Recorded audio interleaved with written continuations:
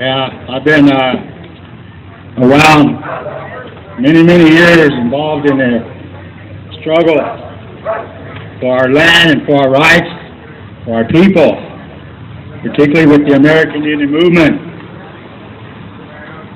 But more importantly, I have a reason to be here today, is because when I came to this part of the country, this part of the area, the Northwest, was in 1983. I came because at the time there was a case involved in the federal court system, and that was the case of David So Happy, who many of you know, and unfortunately cannot be with us today. He and many other people that have passed on, that have enlightened us, that has encouraged us to carry on this struggle. And many of you today, it's an honor to be here with you, because you have taken time out in your life.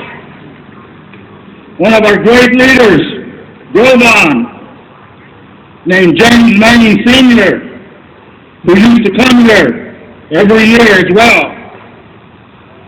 And he used to leave with these words: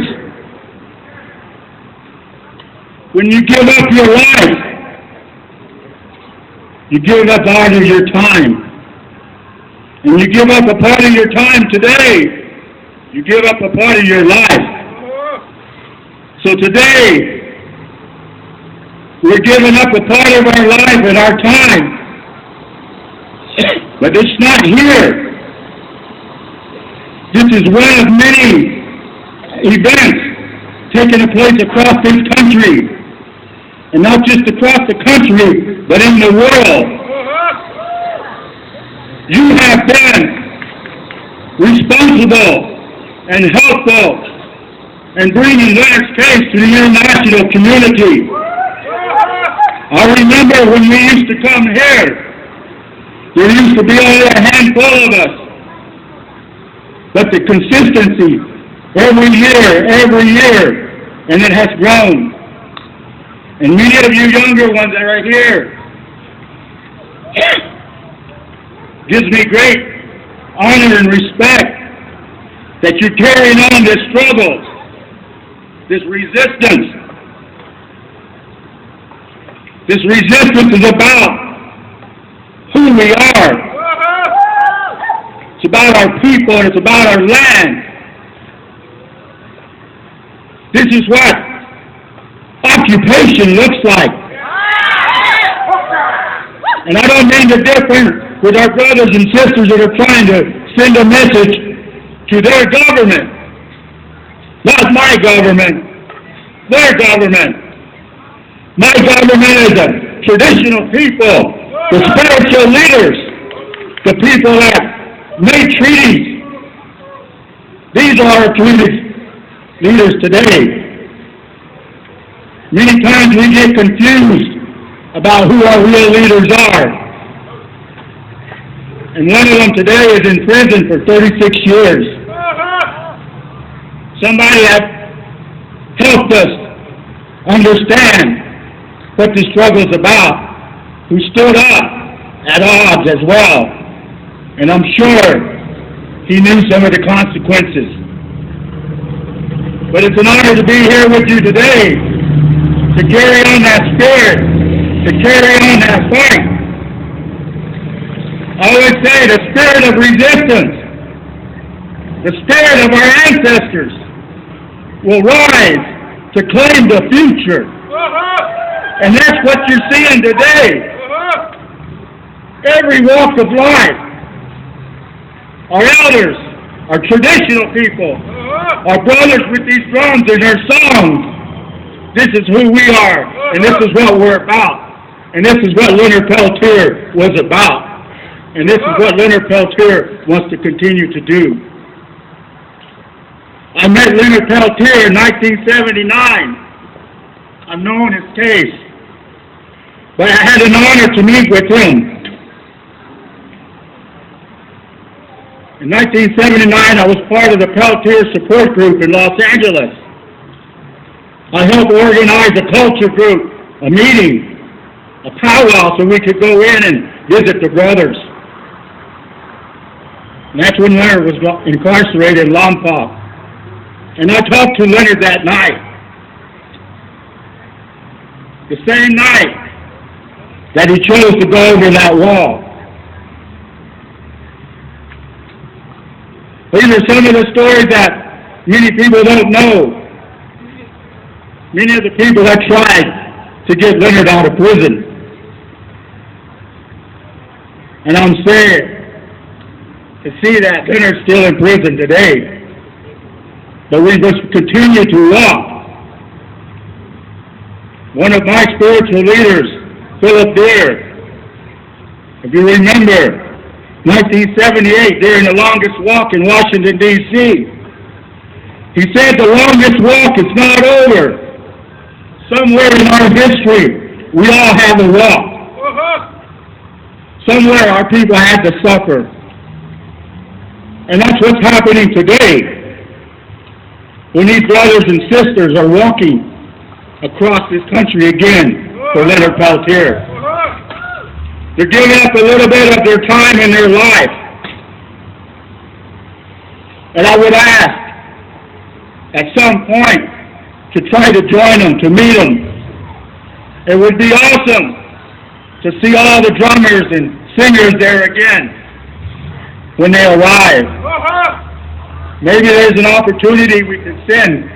Many of us can go there and be there when they arrive. But today is a good day. It's a beautiful day to be walking and speaking up for our brother in prison. Monday there will be another demonstration in San Francisco. Again, from the FBI building. We want them to know who we are. So again, I just want to say, carry on. Carry on. Next month, the United Nations Special Rapporteur on the rights of indigenous peoples, he will be coming to North America, and he will be investigating human rights issues. And we're hoping that he takes the time and opportunity to go visit Leonard Peltier. For 3 years now, Leonard Peltier Defense Committee people have been submitting information, submitting a request for this UN representative to come and visit Leonard. And he will be here the end of April, the first part of May. So we're hoping that Leonard will get this opportunity. All he wants to do is talk and let him know what happened, what led him. So this is what we're here doing today, is to support all the efforts, the clemency, the pardon.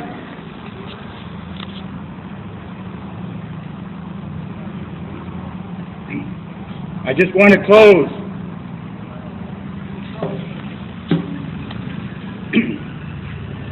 not a song, not a chant, but I know that everywhere I go, I carry my drum with me too. Last year I went to Gaza on the police flotilla, and they too understand and know Leonard Peltier. Many people around the world. But I like those drums, and there's any more left.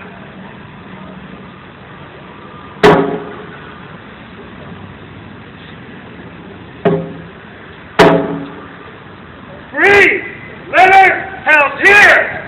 Free Leonard Peltier! Free Leonard Peltier! Free Leonard Peltier! Free Leonard Peltier!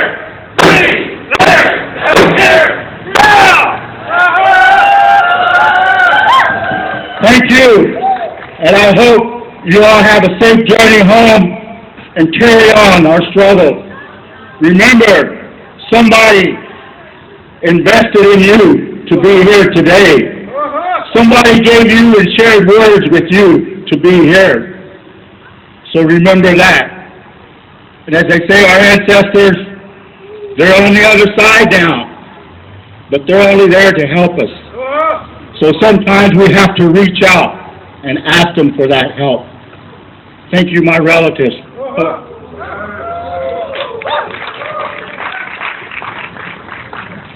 I've gotten taller all of a sudden. Oh. I look out here today and I'm seeing a lot of faces. Some I know, some I don't know, and unfortunately sometimes I forget things, age, the 60s, whatever it is. But one of the faces that's missing today is Father Bixel, a Jesuit priest from up there, St. Leo's. A lot of you may know him, some don't know him. He's been a strong backbone in the Jesuit movement and the movement for people in kind. Robert Merrill's going to come up and talk to you about how he was just bustled off back again into solitary confinement in the federal holding prison up there at SeaTac. Robert, thank you. Do you want to? And there's also a letter here from Father Bixel. I don't know if he wants to read that or if you got something already prepared. Whoops. Yeah, that's one of the, like Ramona's saying, Father Bixel was always here every year. He enjoyed Leonard and wanted to see Leonard free in his lifetime. He's 70. I want him free. I'm 56. I want to see it happen in my lifetime and in his lifetime and all of our lifetimes to free Leonard.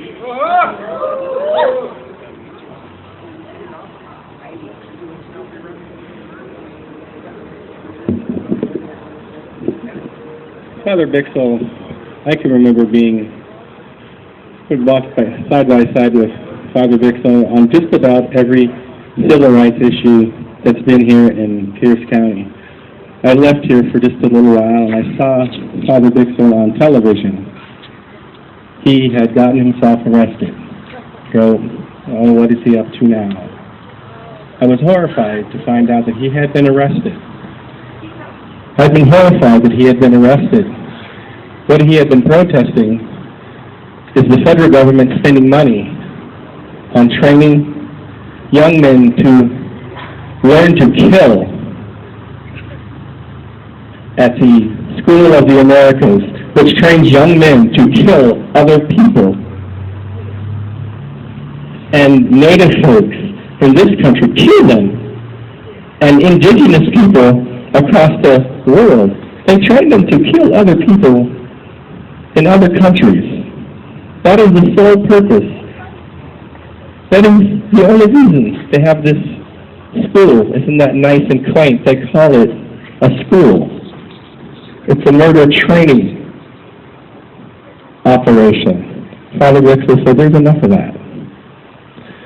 He's in federal prison right now, just up the road at SeaTac. So once again, standing up for human rights and civil rights. You can tell the character of this frail, yet strong fighter.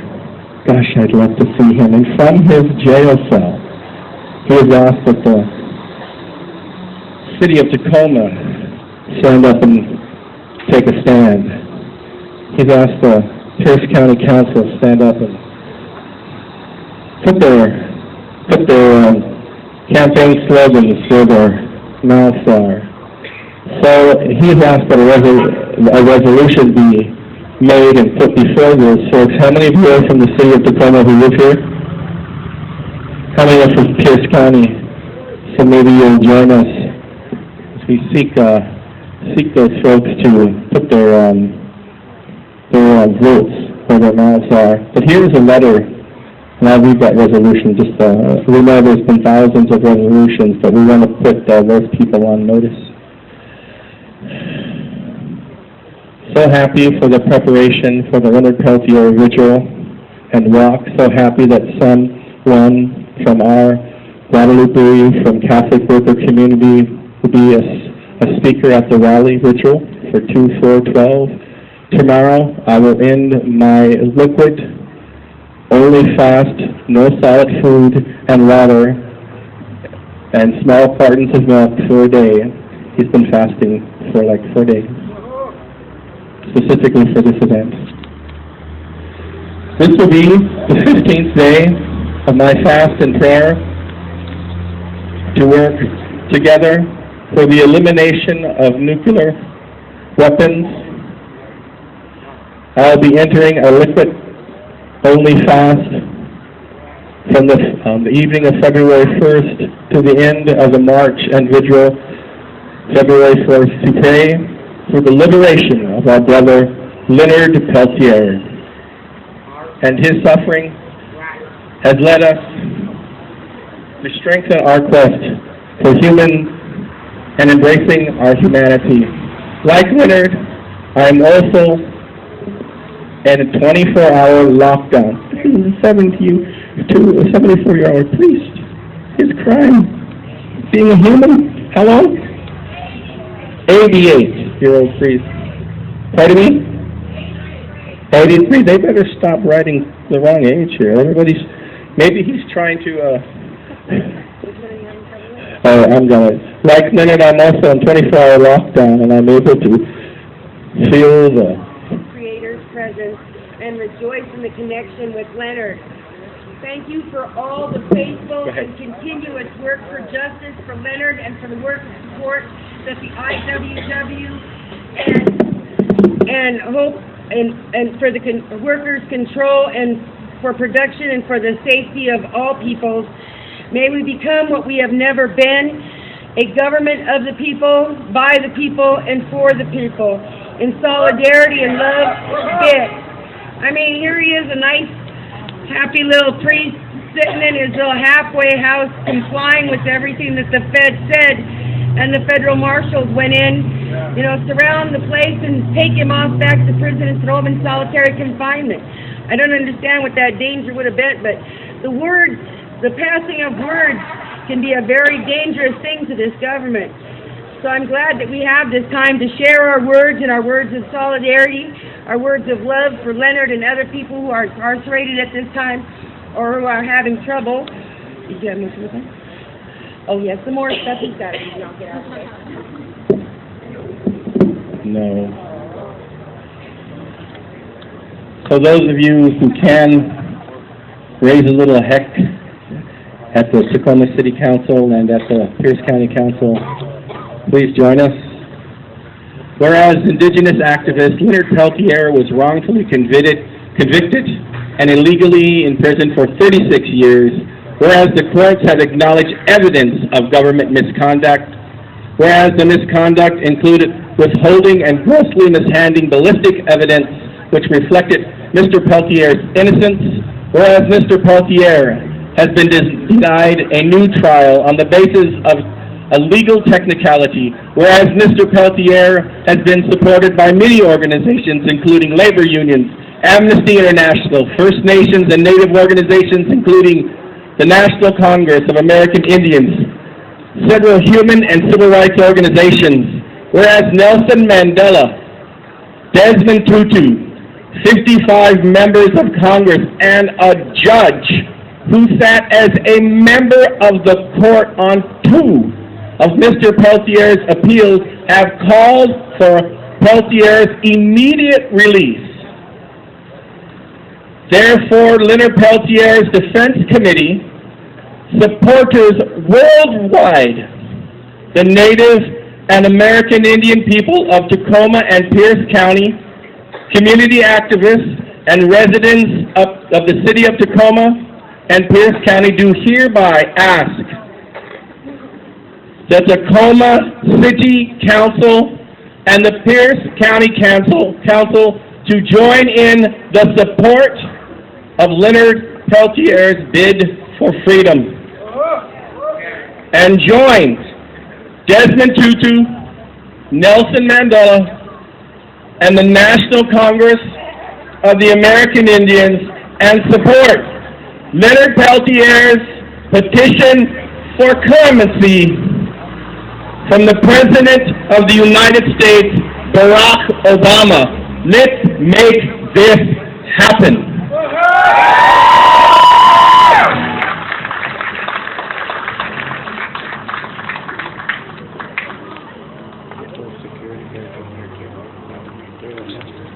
I got some pictures already. I'm going to have Michael, oh, I guess it's supposed to look the microphone on this official. I'm going to have Michael One-Road come up, and then Zoltan Grossman. One other thing is Alex is back in